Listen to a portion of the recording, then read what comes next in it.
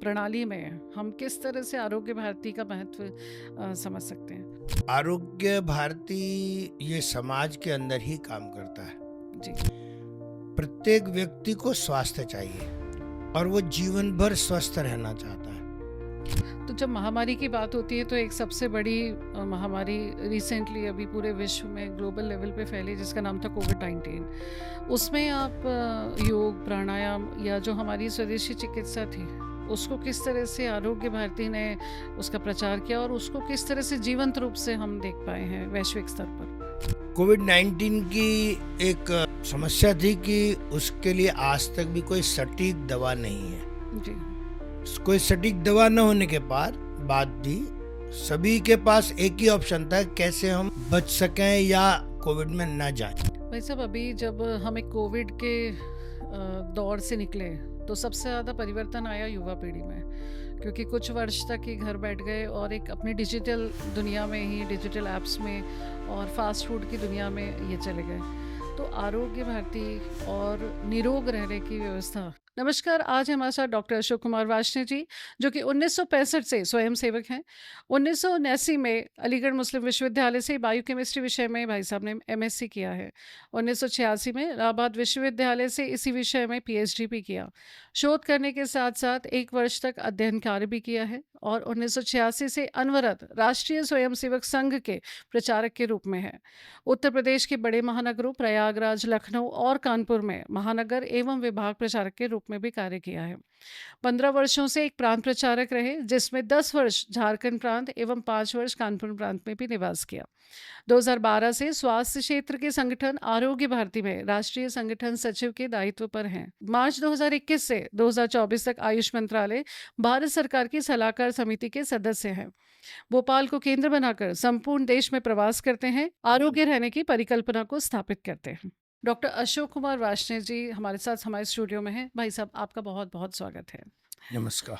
प्रश्नों की श्रृंखला को शुरू करते हैं। तो भाई साहब, हम आपसे सबसे पहले ये जानना चाहेंगे कि हर व्यक्ति के जीवन में कुछ एक प्रेरणा स्रोत होता है। आपका भी लंबे समय से स्वास्थ्य जागरण और भारत की सेवा और समर्पण के लिए कार्य कर रहे हैं। तो ऐसी क्या प्रेरणा आपको मिली जिससे आप इसको आगे प्रसारित कर पा रहे हैं? मैं बचपन से ही 1965 से ही संघ का स्वयंसेवक होने के नाते से विद्यार्थी काल से ही मन में एक विचार था कि अपनी अच्छी पढ़ाई करना और पढ़ाई करने के बाद कुछ अलग हट करके काम करना। जी। सौभाग्य से राष्ट्रीय स्वयंसेवक संघ की शाखा में जाने के कारण एक देश और समाज में कार्य करने की दृष्टि मिली और तभी से एक मन बनाया कि थोड़ा समय राष्ट्रीय स्वयंसेवक संघ के माध्यम से देश और समाज के लिए देना चाहिए। जी। इस व्यवस्था में आने के पहले कार्य का प्रशिक्षण, विषय का प्रशिक्षण यह भी आवश्यक होता है और आने वाली कठिनाइयों को भी अनुभव करना होता है। जी। सौभाग्य से लंबे समय तक काम करने के कारण यह अवसर मिल गया। 1976 जब इमरजेंसी थी, तब से लेकर 86 तक, जब मैं प्रचारक बना, जी। 10 वर्षों तक इस पूरी रचना को देखा, समझा, छोटे छोटे प्रयोग किए और फिर लगा कि नहीं, हम भी अपने पढ़ाई के बाद कुछ समय देकर संघ के प्रचारक के रूप में काम कर सकते हैं और इसीलिए तभी से संगठन की योजना के अनुसार यह कार्य प्रारंभ हो गया। जी। भाई साहब, एक शब्द हमें बहुत यहाँ पे अनूठा सा है, आरोग्य भारती। तो जन सामान्य को आरोग्य भारती को आप कैसे समझा सकते हैं? सामान्य रूप से एक सामान्य व्यक्ति स्वास्थ्य के बारे में सोचता है कि मेरा काम परिश्रम करना है, धनोपार्जन करना है। जी। और साथ में सोचता है बीमार हो जाऊंगा तो डॉक्टर है, मैं दवा ले लूंगा। अर्थात स्वास्थ्य के बारे में वह चिकित्सा तक विचार करता है, जी, उसको भी स्वयं कुछ करना चाहिए, यह विचार नहीं करता।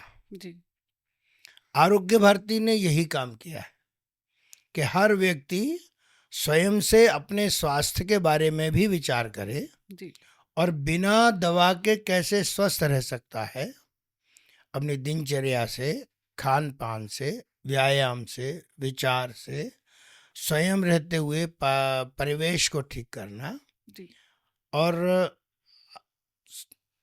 स्वास्थ्य के प्रति स्वास्थ्य जागरण करना, ऐसे मॉड्यूल तैयार करना, प्रशिक्षण देना, साहित्य तैयार करना, शोध आधारित कार्य करना और आवश्यकता पड़े तो केंद्र और राज्य सरकारों को सुझाव देना, यह कार्य आरोग्य भारती के परिक्षेत्र में आता है। और इसीलिए सामान्य व्यक्ति को छोटी छोटी चीज़ें जिनको वह सहज रीति से कर सकता है और उनका प्रभाव दिखाई पड़े, यह आरोग्य भारती प्रारंभ काल से ही और अभी तक ये करती आ रही है। जी। तो ये आरोग्य को हम माने कि एक डिजीज़ फ्री लाइफ को हम किस तरह से भारतीय पद्धतियों से भी हम इससे जान सकते हैं। तो आरोग्य की जब हम बात करते हैं तो इसको आप वर्तमान में जो स्वास्थ्य प्रणाली या मेडिकल सिस्टम है या हेल्थ सिस्टम है, इसको आप कैसे मैच अप कर पाते हैं? ऐसा अभी का जो मेडिकल सिस्टम है वो पैथी सेंट्रिक है। जी,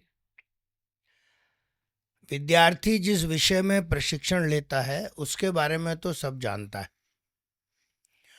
और वो सोचता है कि मैं सब कुछ जानता हूँ। जी, वस्तुस्थिति में ऐसा नहीं है। दूसरे अन्य भी चिकित्सा पद्धतियां हैं, उनकी भी अपनी कुछ विशेषताएं हैं और सभी चिकित्सा पद्धतियों की उनकी कुछ सीमाएं भी हैं। लेकिन एक अच्छी बात है कि सभी एक दूसरे के लिए परस्पर पूरक हैं, कॉम्प्लीमेंट्री हैं जी, और इस कारण से एक दूसरे के लिए सहायक हैं। आरोग्य भारती में स्वास्थ्य को हम संपूर्णता में देखते हैं, होलिस्टिक वे में देखते हैं, प्रिवेंटिव एस्पेक्ट से लेकर के क्यूरेटिव एस्पेक्ट तक और हैप्पीनेस तक। ये जो अप टू हैप्पीनेस है, टोटलिटी में देखना है, यह स्वास्थ्य की संपूर्ण कल्पना है। बल्कि इतना नहीं, और एक पहलू है इसमें, केवल मनुष्यों का स्वास्थ्य नहीं, मनुष्यों के साथ साथ जीव जंतुओं का स्वास्थ्य या पेड़ पौधों का स्वास्थ्य भी इस टोटलिटी में आता है। जी, तो जब भी कभी हम संपूर्ण स्वास्थ्य की बात करेंगे तो ऐसे सारे पहलू आएंगे और आज के समय में पैथीसेंट्रिक सिस्टम भी काम करेगा और ये अवेयरनेस सिस्टम भी साथ में जोड़ेगा, तभी my health is my responsibility यह भाव भी जागृत होगा और रोगी होने पर चिकित्सा भी हो सकेगी। तो जब हम ये पूरा एक होलिस्टिक डेवलपमेंटल मॉड्यूल की बात करते हैं आरोग्य भारती के द्वारा, तो इसमें एक योग जो योग का जो समावेश है, ये एक अलग ही बड़ा वृहद सा प्रकल्प दिखता है। इसके बारे में आप अपने निजी दैनिक रूटीन में और साथ में दूसरों के लिए क्या बताना चाहेंगे? वास्तव में योग को केवल शारीरिक व्यायाम तक नहीं देखना चाहिए। शारीरिक स्वास्थ्य, मानसिक स्वास्थ्य, आध्यात्मिक स्वास्थ्य, तीनों को ठीक करने वाला और तीनों को जोड़कर पूरे स्वास्थ्य को समायोजित करने वाला यह विषय है। जी, हमने कुछ शारीरिक क्रिया कर दी, केवल इतना ही नहीं। गीता में जब हम ज्ञान योग, कर्म योग, भक्ति योग यह पढ़ते हैं तो वो भी योग का एक प्रकार है। भगवान महावीर, भगवान बुद्ध ने जो यम और नियमों के बारे में चर्चा की है, जी, जी, वो भी योग के अंग है।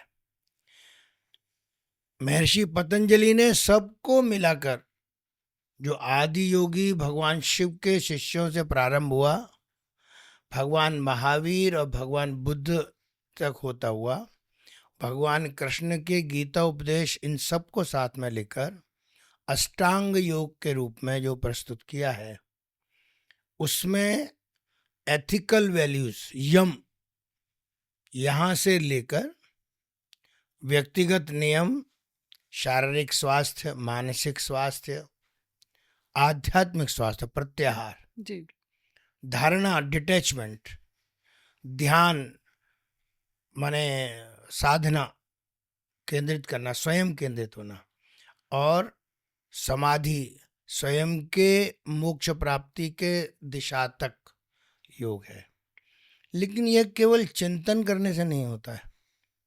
व्यक्ति के जीवन में व्यक्तिगत काम, पारिवारिक काम, व्यावसायिक व्यस्तताएं ये रहने ही वाली हैं।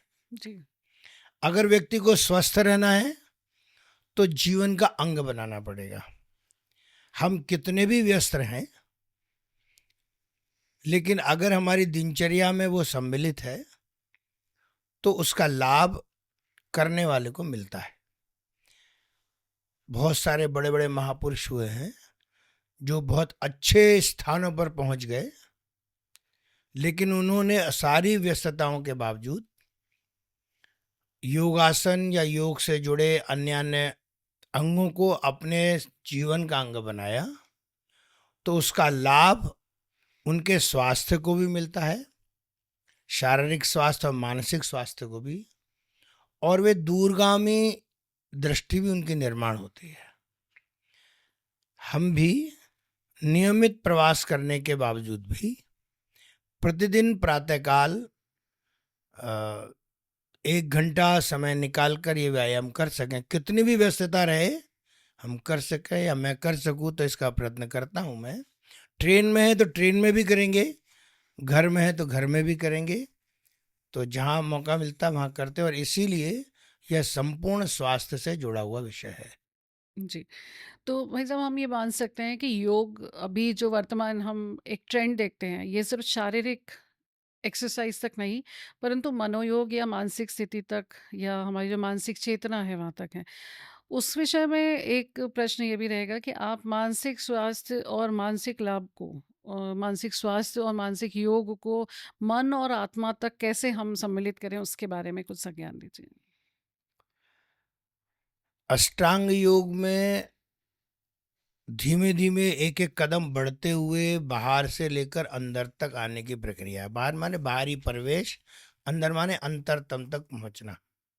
सामान्य व्यक्ति योग को योगासन तक ही देखता है, लेकिन जब हम इसमें प्राणायाम या उससे जुड़ी चीजें, मौन, जप, साधना, ये सब जोड़ लेते हैं, तो मानसिक स्वास्थ्य भी मिलता है। जी, और उसको जब हम प्रत्याहार, इस अगले चरण पर जाते हैं, तो इसको प्रत्याहार को समझना है तो जैसे संयम, कहाँ पर हमको संयम कितना रखना है, अपने लिमिटेशंस को जानना, उनका पालन करना।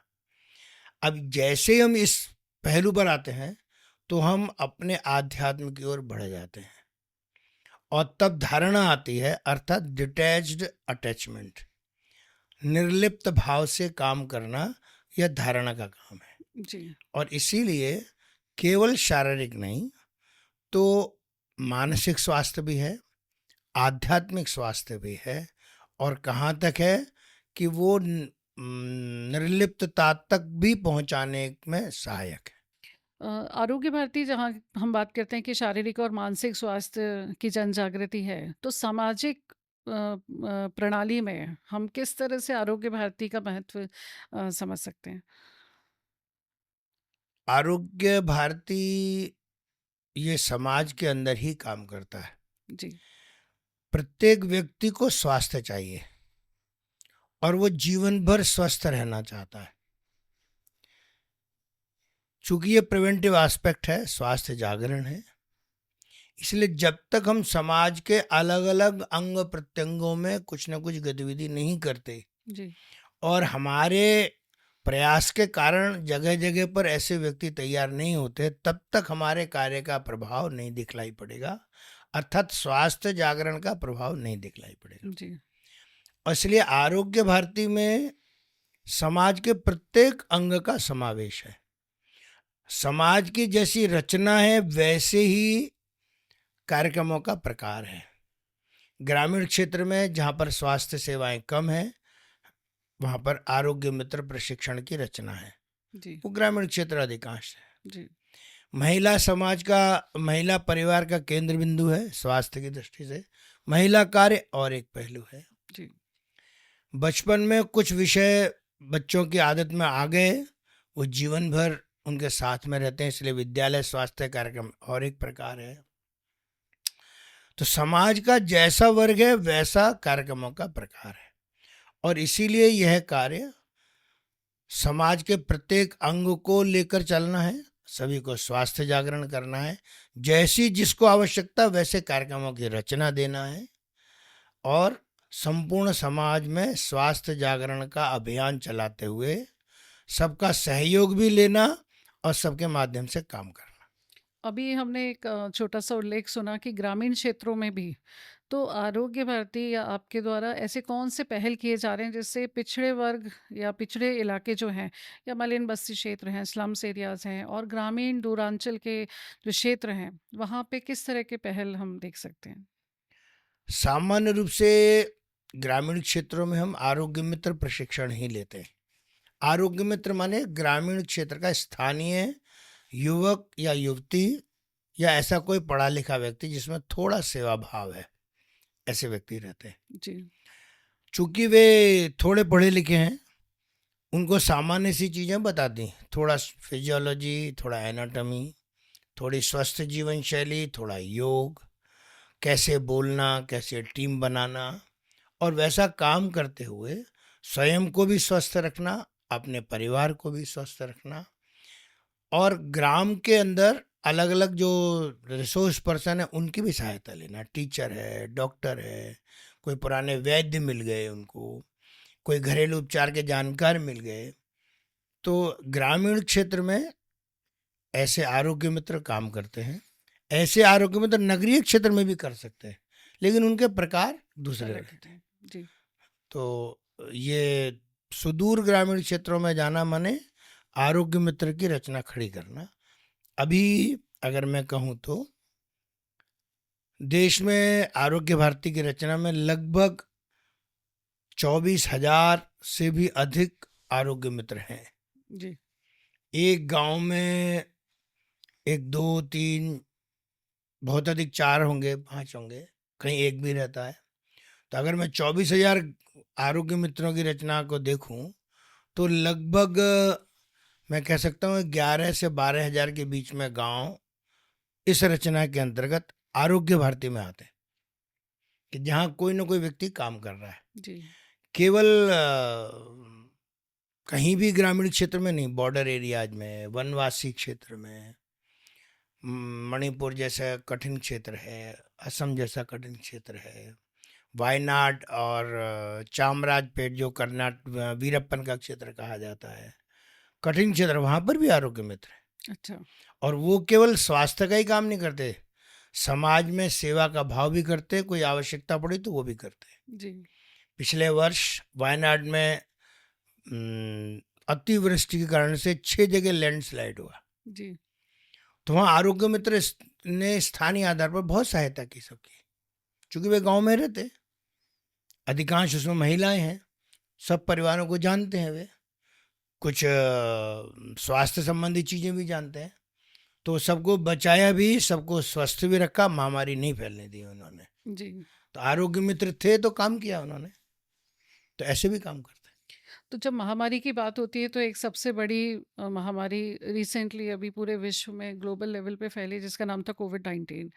उसमें आप योग, प्राणायाम या जो हमारी स्वदेशी चिकित्सा थी, उसको किस तरह से आरोग्य भारती ने उसका प्रचार किया और उसको किस तरह से जीवंत रूप से हम देख पाए हैं वैश्विक स्तर पर?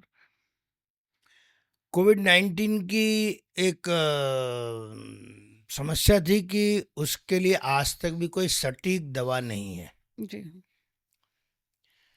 कोई सटीक दवा न होने के बाद भी सभी के पास एक ही ऑप्शन था, कैसे हम अ, बच सकें या कोविड में ना जाएं, पॉजिटिव ना हो। और इसीलिए भारत के स्वास्थ्य मंत्रालय ने और आयुष मंत्रालय ने मिलकर जो एडवाइजरी जारी की थी, जी, बहुत छोटी-छोटी चीज़ें हैं। हाथ धोना, मास्क लगाना, घर में बना ताज़ा भोजन करना, गर्म पानी पीना, योगासन करना, नाक में 2 बूंद अणु तेल डालना या घर में उपलब्ध वस्तुओं से काढ़ा बनाना। तुलसी, दालचीनी, अदरक और काली मिर्च, 4 चीज़ों से काढ़ा बनाया। लोगों ने इसका प्रयोग किया, नियमित प्रयोग किया, उनकी इम्यूनिटी अच्छी हो गई और केवल इम्यूनिटी अच्छी नहीं हुई तो वे पूर्ण स्वस्थ बने रहे, तो इन्फेक्शन का प्रभाव नहीं हुआ। क्योंकि पूरे देश भर में एक वायुमंडल बना, सबने प्रयोग किया। जी सौभाग्य से यही सारे विषय आरोग्य भारती के कार्यों के मुख्य कार्यक्रमों में है। तो अब योगासन, योग प्रशिक्षण हमारा विषय है, आहार विहार हमारा विषय है, स्वच्छता हमारा विषय है, पॉजिटिविटी हमारा विषय है। जी तो कोरोना में यही सब काम में आए। काढ़ा बनाना देना हम करते भी हैं और लोगों को प्रेरणा भी दी, और उस काढ़े के कारण से संपूर्ण देश में आरोग्य भारती की पहचान हो गई कि आरोग्य भारती इस दिशा में काम करते हैं। जी अन्य संगठन भी काम कर रहे थे। सबसे बड़ा लाभ मिला जो प्रबुद्ध वर्ग है, स्पेशली ब्यूरोक्रेट्स जी या ऐसे डॉक्टर जिनको काढ़ा वगैरह कोई बहुत अच्छे दृष्टि से नहीं देखते थे, जी जी उनको लगा इस समय काढ़ा ही रामबाण दवा है। तो उस काढ़े ने ही आयुर्वेद के बारे में भी श्रद्धा जागृत की, आरोग्य भारती की जानकारी भी पहुंचाई, और उसका परिणाम यह है कि आज भी पूरे देश में जो घूमते समय ध्यान में आता है कि 50% लोग हैं जो अभी भी काढ़े का प्रयोग कर रहे हैं। केवल देश में ही नहीं तो देश के बाहर भी काढ़े का उसी प्रकार से प्रयोग हुआ।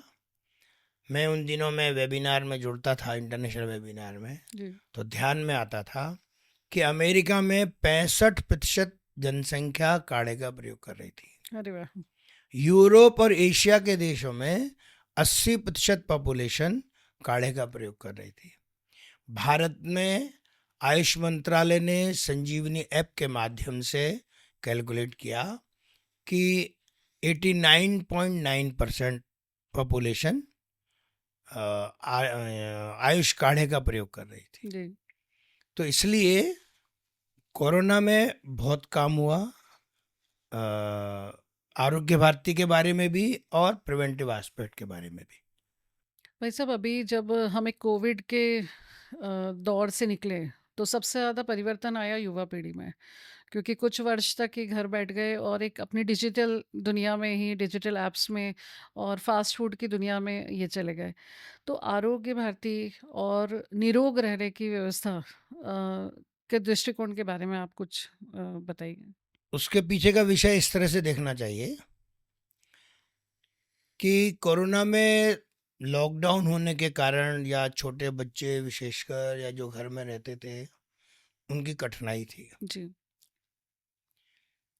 या वर्क फ्रॉम होम कर रहे थे जो वर्किंग क्लास था, हम्म, तो उसके कारण से कोरोना में लोग होम सिक तो हो गए, लेकिन जब कोरोना के बाहर आए और जैसे जैसे समाज में गए तो वहाँ उनको ध्यान में आया कि केवल दुनिया उतनी नहीं है, उसके आगे भी है जी जो उनसे छूट जा रही थी। और अब उन्होंने फिर बाद में अपने में से सुधार किया, तो उसका कुछ लाभ भी मिला और कुछ थोड़ी हानि भी हुई। लाभ ये मिला कि हर एक को एक एक्स्ट्रा प्लेटफॉर्म मिल गया एक दूसरे से संपर्क करने का। जी आज कोई परेशानी होती है तो स्कूल वाले खट से एक ऑनलाइन क्लास चालू कर देते बच्चों के। किसी ऑफिस को तुरंत निर्णय लेना है या हम जैसे सामाजिक संगठनों को अचानक निर्णय लेना है, ऑनलाइन जुड़ गए, हमने चर्चा कर ली खट से। अब ये कोरोना की देन है। और जो युवा पीढ़ी है, युवा पीढ़ी जब बाहर निकल के आई तो उसको एक दूसरी दुनिया दिखलाई पड़ी कि जो पहले उनके पास नहीं थी। तो कुछ अच्छी चीज़ें हुई हैं, थोड़ी समस्या आई, लेकिन अभी मुझे लगता है कि बहुत सारे प्लस पॉइंट्स इसमें मिले हैं और युवा पीढ़ी काफ़ी ठीक हो रही है। जी एक विषय जरूर आएगा, addiction, mobile addiction. Mobile addiction केवल कोरोना की देन नहीं है, मोबाइल एडिक्शन एक जनरल वायुमंडल की देन है। वो समय के साथ धीमे धीमे कम होगा और अवश्य कम होगा। तो इसमें क्या हम कुछ योग और प्राणायाम के कुछ ऐसे रोल समझ सकते हैं कि आरोग्य भारती द्वारा जो योग और प्राणायाम को मानसिक स्वास्थ्य और संतुलन के दृष्टिकोण से देखा जाता है, तो उसमें इसका उपयोग किया जा हम सकता है? कुछ छोटे छोटे वीडियोस, कुछ मूवी फॉर्म में पीपीटीज, कुछ स्लोगन्स ऐसे अगर हमने डाले तो इसी एडिक्शन का सकारात्मक उपयोग हो सकता है। और इसलिए हर ऐसी आपदा का अवसर में उपयोग करना है। तो जैसे अभी हम पॉडकास्ट बना रहे हैं, कोरोना के पहले कितने लोग बनाते थे? जी। यूट्यूबर्स बहुत बड़ी संख्या में डेवलप हो गए। तो इनमें जो लोग सही दृष्टि रख करके काम कर रहे हैं उनको लाभ मिल रहा है और उनसे समाज को लाभ मिल रहा है। हम भी ये काम कर सकते हैं जी। और कि छोटे वीडियोज, बड़े वीडियोज, कोई इंटरव्यूज ऐसे अगर हमने प्रयोग किए तो युवा पीढ़ी देखेगी तो अवश्य उसका लाभ मिलेगा। तो आपदा को अवसर में कन्वर्ट करना चाहिए। जी। तो जब आगे कोविड और मानसिक संतुलन और युवाओं की जो जनरेशन अभी दिख रही है, उसमें काफ़ी एक सकारात्मक विचार आपने हमको आरोग्य भारती द्वारा दिया। आगे जो वर्तमान के 5 वर्ष की अगर हम परिकल्पना करते हैं, तो आरोग्य भारती के क्या कुछ ऐसे प्रयोग सामाजिक स्तर पे किए जा रहे हैं, जिससे इस का जो विमर्श है, वो समाज तक और जाए? आरोग्य भारती स्वास्थ्य जागरण के क्षेत्र में काम करता है, समाज के सहयोग से काम करता है। जी। जहाँ समाज का सहयोग है वहीं एकेडमिक संगठन होने के कारण से केंद्र और राज्य सरकारों को भी सुझाव देता है कि जैसे हम स्वस्थ जीवन शैली को आधार बनाकर रोग प्रतिबंधन अर्थात प्रिवेंटिव एस्पेक्ट से जुड़े कार्यक्रम करते हैं, उनकी ट्रेनिंग देते हैं, मॉड्यूल डेवलप करते हैं, लिटरेचर डेवलप करते हैं, वैसे ही सरकार ने भी अलग अलग प्रकार से काम करना शुरू किया है। उदाहरण के लिए फिट इंडिया मूवमेंट ऐसा ही युवाओं के लिए है। स्वास्थ्य मंत्रालय ने एक सर्कुलर जारी किया, ऑयल बोर्ड लगाना, शुगर बोर्ड लगाना, ये हेल्थ अवेयरनेस के लिए ही है। हुँ। प्रधानमंत्री जी ने अपील की 10% एडिबल ऑयल कम करना, जी। इसी दिशा में एक कदम है। ओबेसिटी के खिलाफ कुछ काम करना, तो यह भी एक स्वस्थ रहने की दिशा में एक कदम है। जी। तो कुल मिलाकर समाज में स्वास्थ्य जागरूकता बढ़े, ये जो मेडिकल एक्सपेंस है इसका बर्डन कम हो, सरकार भी हेल्थ एंड वेलनेस सेंटर्स खोलकर इस दिशा में काम कर रही है। जब समाज, सरकार और ऐसे सामाजिक संगठन एक ही दिशा में काम करेंगे तो समाज का हर व्यक्ति, हर परिवार एक अच्छे स्वास्थ्य का प्रयोग करते हुए स्वास्थ्य जागरण भी होगा, एक वायुमंडल ही बनेगा। आरोग्य भारती कल्पना यही है। तो जब ये गवर्नमेंट प्रोजेक्ट्स की हम बात करते हैं, जिसमें काफ़ी सारी बीमारियां भी कवर हो रही हैं, और साथ में जो एक्स्ट्रा ऑयल्स और शुगर्स का एक क्रॉस चेक बैरिकेटिंग आपके सजेशन के बाद में गवर्नमेंट के द्वारा लगाया जा रहा है, तो इसमें हम सुपोषण को किस तरह रखते हैं, और ऐसी क्या आपने चिंता की कि हम अभी तक जब बड़े हुए तो हमेशा कुपोषण वर्ड सुनते रहे, परंतु आरोग्य भारती द्वारा एक बड़ा सकारात्मक वर्ड दिया गया कि हम सुपोषण पे कार्य करें या संतुलित आहार के बारे में ध्यान दें। तो इसके बारे में आपका क्या दृष्टिकोण है? अभी के समय में एक चीज ध्यान में आती है कि जगह जगह पर जब हेल्थ चेकअप्स होते हैं तो बच्चों में एनीमिया के लक्षण दिखाई पड़ रहे हैं। जी।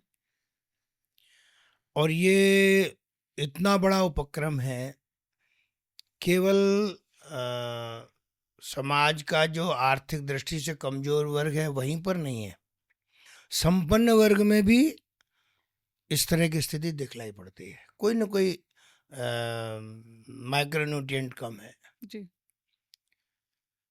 तो चूंकि हम एक सकारात्मक दिशा में काम करते हैं, एनीमिया एनीमिया कुपोषण इसकी चर्चा ना करके एक सामान्य व्यक्ति को क्या करना चाहिए, तो उसको नाम दिया सुपोषण। जी। संघ विचार से प्रेरित जितने भी सेवा संगठन है, सेवा भारती, सक्षम, एनएमओ, आरोग्य भारती, दीनदयाल शोध संस्थान, ग्राम विकास से जुड़े लोग, विद्या भारती भी, भारत विकास परिषद भी, सब मिलकर के इस दिशा में काम कर रहे हैं और सबने नाम दिया है सुपोषण। जी।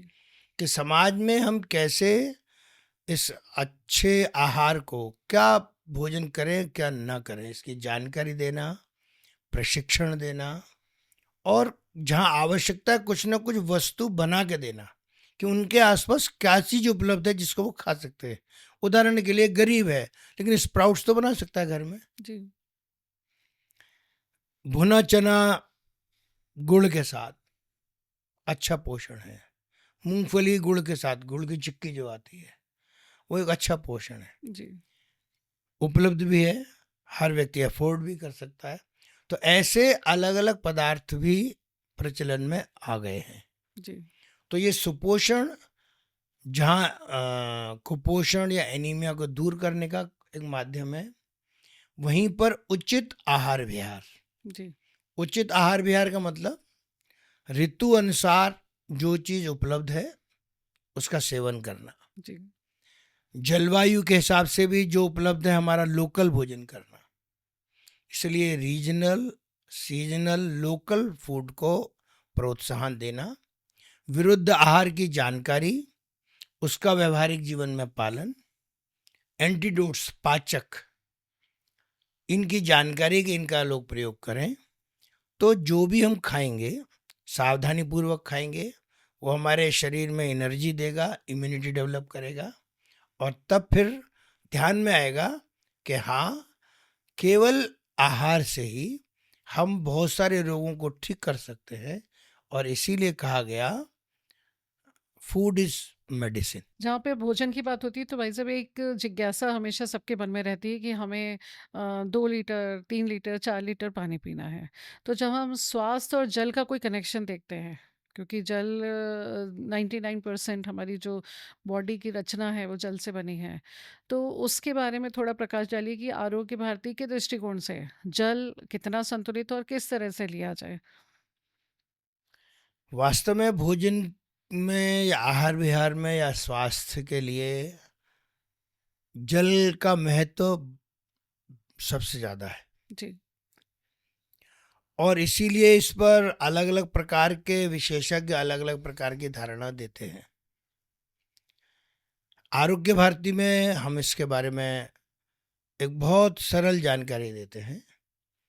जैसे प्रातःकाल उठकर उषा पान करना, जी। तो कोई बताएगा 4 लीटर पियो, 1 लीटर पियो, 2 लीटर पियो, 3 लीटर हम्म। पियो।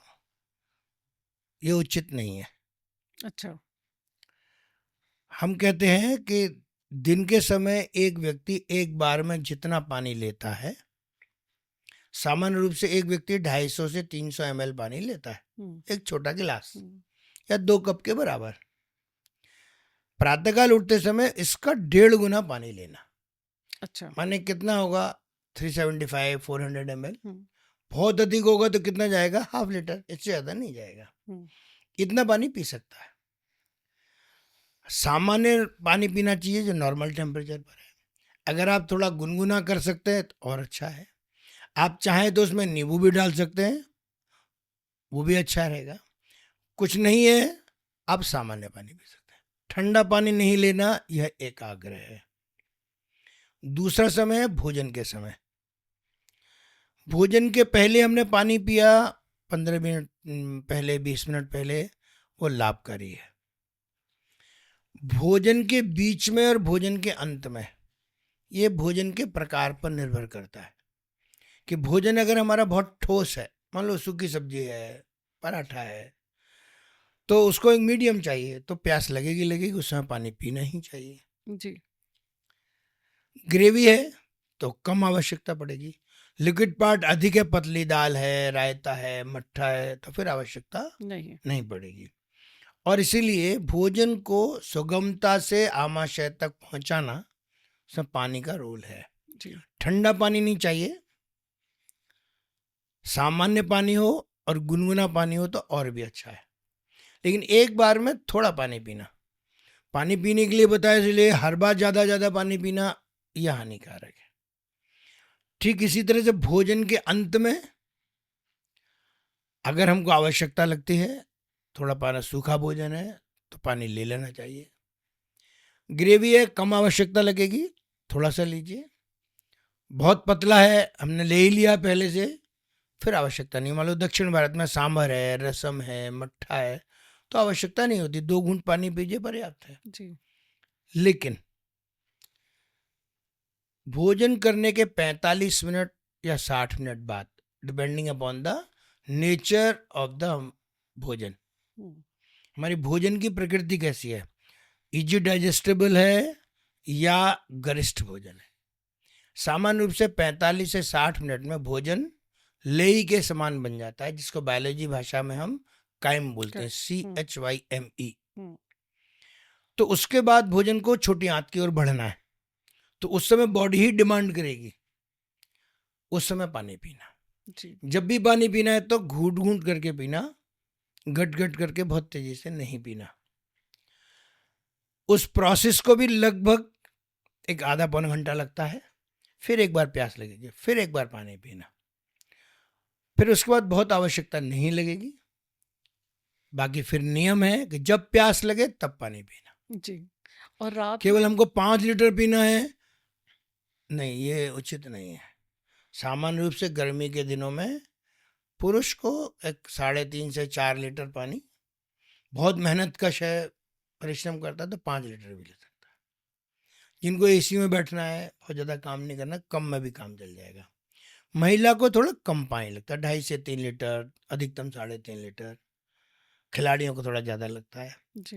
क्योंकि वो शारीरिक परिश्रम अधिक करना पड़ता है, तो इस कारण से उतना पानी पीना। रात्रि में भी जैसे दोपहर के भोजन के समय का नियम है, वैसे रात्रि का भी नियम है। लेकिन रात्रि का और एक नियम है, सोने के 2.5-3 घंटे पहले भोजन कर लेना चाहिए, जिससे कि ये 45 से 1 मिनट बाद एक बार और फिर 45 से 1 घंटे बाद दूसरी बार, इतना टाइम पीरियड मिल जाए पानी पीने के लिए, और भोजन आमाशय से छोटी आंत में पचने के लिए चला जाए, तब फिर आप सो सकते हैं। जी। तो भोजन कैसा भी रहे, सीधा सरल रहे या थोड़ा गरिष्ठ रहे, वो पच जाता है। जी। तो एक वर्ड आपने अभी उपयोग में लिया, विरुद्ध आहार। तो इसको नॉर्मल लैंग्वेज में कैसे समझेंगे? अभी जैसे मैंने बताया कि प्रकृति ने मनुष्य को जिस जलवायु में, जिस मौसम में, जिस स्थान पर जिन तत्वों की आवश्यकता होती है, प्रकृति ने उसी मौसम, उसी जलवायु, उसी स्थान पर उन तत्वों को प्राप्त करने के लिए वैसे ही फल, वैसे ही सब्जियां, वैसे ही औषधीय पौधे उपलब्ध कराए हैं। जी। उदाहरण के लिए गर्मी है, अब गर्मी में पानी चाहिए, तो हमको वाटर कंटेंट वाले फल और सब्जियां हैं। खीरा 70% वाटर होता है, हरी सब्जियां वाटर कंटेंट अधिक होता है। आम है, तरबूज है, खरबूज है, ये सब वाटर कंटेंट वाले फल हैं। बारिश हुई तो जामुन है। जी। बिहार में जाएंगे तो लीची मिलेगी। लीची। दक्षिण भारत में पानी की समस्या होती है तो प्रकृति ने नारियल दिया वहां नारियल पर। पानी। तो हर जगह के एक स्थानीय स्थिति के आधार पर दिया। जब हम इस प्रकृति को छोड़ देते हैं, हम उत्तर भारत में लगातार नारियल ले रहे हैं, या हम खीरा को जाड़े में खा रहे हैं, या मटर गोभी भी हम गर्मी में खा रहे हैं, ये विरुद्ध आहार है। अच्छा। वैसे ही हर पदार्थ की एक प्रकृति होती है। उदाहरण के लिए दूध और दही दोनों डेयरी प्रोडक्ट है, दोनों की प्रकृति अलग अलग है। दोनों को एक साथ नहीं लेना, एक बार में या तो दूध वाली वस्तु लेना या तो दही वाली वस्तु लेना, दोनों एक साथ नहीं लेना। दूध के साथ नमकीन वस्तु नहीं लेना या खट्टा फल नहीं लेना, ये लेने पर विरुद्ध आहार होगा। जी। भूख नहीं लगी है फिर भी आप खा रहे हैं, वो भी विरुद्ध आहार है। अच्छा। असमय खा रहे हैं, रात में 11 बजे खा रहे हैं, 1 बजे खा रहे हैं, 2 बजे खा रहे हैं, वो असमय है। शरीर की का जो चक्रीय क्रम है हमारा, उसमें सभी अंग 24 घंटे में 2 बार सक्रिय होते हैं। उदाहरण के लिए प्रातःकाल 3 से 5 एक्सक्रीटरी सिस्टम सक्रिय होता है, 7 से 9 पाचन तंत्र सक्रिय होता है, प्रातःकाल भी 7 से 9, शाम को भी 7 से 9। और इसलिए अनुभव करते होंगे कि उस समय पर भूख लगती है, इच्छा होती है कुछ खाने को मिले, जी खाते भी हैं लोग। जी तो इसलिए इसके अनुसार खाना, गर्म भोजन है तो ठंडी चीज नहीं लेना। हमने गर्म भोजन क्यों लिया? इजी डाइजेस्टेबल है। ठंडा पानी, ठंडा दही, ठंडा सलाद, ठंडा और भी कोई चीज ली तो हम स्वयं ही अपने पाचन तंत्र का टेम्परेचर कम कर देते हैं। तो जो भोजन 3.5-4 घंटे में पचना चाहिए, वो ठंडी वस्तु लेने के कारण पचने में 6.5, 7, 8 घंटा लगाता है। जी तो इसलिए ऐसी छोटी छोटी चीजें, इनके नियमों का पालन करेंगे तो भोजन का औषधि के रूप में उपयोग होगा। नहीं करेंगे तो ये विरुद्ध आहार बन जाएगा। विरुद्ध आहार जल्दी कोई नुकसान नहीं पहुंचाता एक आधा बार लेने पर, लेकिन अगर हमने अभ्यास बना लिया तो उसका दुष्प्रभाव स्वास्थ्य पर दिखलाई पड़ता है। शरीर की इम्यूनिटी कम हो जाती है, बैक्टीरियल इन्फेक्शन बढ़ने के चांसेस रहते हैं, और आजकल जो जगह जगह ल्यूकोडर्मा सफ़ेद दाग जी जी दिखलाई पड़ता है, उसका ही एक प्रकार है। तो जब हम ये सारी चीज़ें समझ रहे हैं जिसमें आहार, योग, प्राणायाम, व्यायाम, मानसिक स्थिति और पर्यावरण, जल, जब सारी चीज़ें हम समझते हैं तो कहीं न कहीं एक बहुत अच्छा मैसेज शायद आज की जो आगे की पीढ़ी है उस तक अच्छा जा सकता है। तो कुछ शब्दों में आप किस तरह से अभी जो भारतीय युवा पीढ़ी है उसको अपने जब हम 3 ट्रिलियन इकोनॉमी का दृष्टिकोण रखते हैं भारत को, विश्व गुरु के रूप में देखते हैं, तो संतुलित आहार, व्यायाम, प्राणायाम, योग और आरोग्य भारती के द्वारा किस तरह हम इस दृश्य को देख सकते हैं? वर्तमान समय में जीवन शैली जनित रोग ये बढ़ रहे हैं, 83% तक पहुंच गए। जी, युवा हो या अन्य कोई व्यक्ति, प्रकृति आधारित दिनचर्या, ऋतु आधारित आहार विहार, विरुद्ध आहार की जानकारी, नियमित व्यायाम, मानसिक स्वास्थ्य के लिए कुछ न कुछ उपक्रम और सकारात्मक सोच, जी, इसके माध्यम से कोई भी व्यक्ति स्वस्थ रह सकता है, परिश्रम करता रहेगा, वो आगे बढ़ता रहेगा। और इसीलिए आगे आने वाली पीढ़ी हो या वर्तमान पीढ़ी, स्वास्थ्य के इन ऐसे परंपरागत नियमों का जो सनातन से चले आए हैं, वे जितने उस समय प्रासंगिक थे आज भी उतने ही प्रासंगिक हैं। जी। उनको सही भावना में लेकर नियमित स्वभाव का अंग बनाएं, यही निवेदन है। भाई साहब, आज के इस पॉडकास्ट में हमने एक वैदिक तरीके से और सनातनी तरीके से पूरे तरीके से भारतीय संस्कृति को भी समझा, आरोग्य को भी समझा और योग जिसकी उत्पत्ति भारत से हुई है उसको किस तरह से हम अपने दैनिक जीवन में समावेश कर सकते हैं उसके बारे में समझा। संपूर्ण हमारी जो भी टीम है पॉडकास्ट की उसके द्वारा आपको बहुत बहुत धन्यवाद प्रेषित करते हैं। और एक विषय जो नॉर्मली हम लोगों से भी लोग पूछते हैं वो पॉडकास्ट के ज़रिए मैं आपसे सुनना चाहूँगी कि आरोग्य भारती की जब हम बात करते हैं तो लोग पूछते हैं कि क्या हमें इसके लिए डॉक्टर होना आवश्यक है या हमें मेडिकल फील्ड का होना आवश्यक है या हमें योग गुरु या शिक्षिका होना आवश्यक है। तो इसके आरोग्य भारती में अगर कोई समर्पित होकर कार्यकर्ता बनना चाहता है तो उसके लिए क्या अप्रोचेस हैं?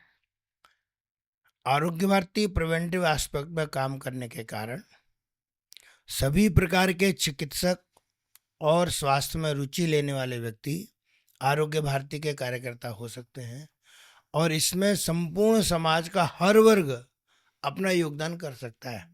ग्रामीण क्षेत्र में बैठा हुआ सामान्य व्यक्ति भी योगदान कर सकता है, परिवार में रहने वाली महिला भी योगदान कर सकती है, छोटे बच्चे भी योगदान कर सकते हैं, युवा भी योगदान कर सकता है।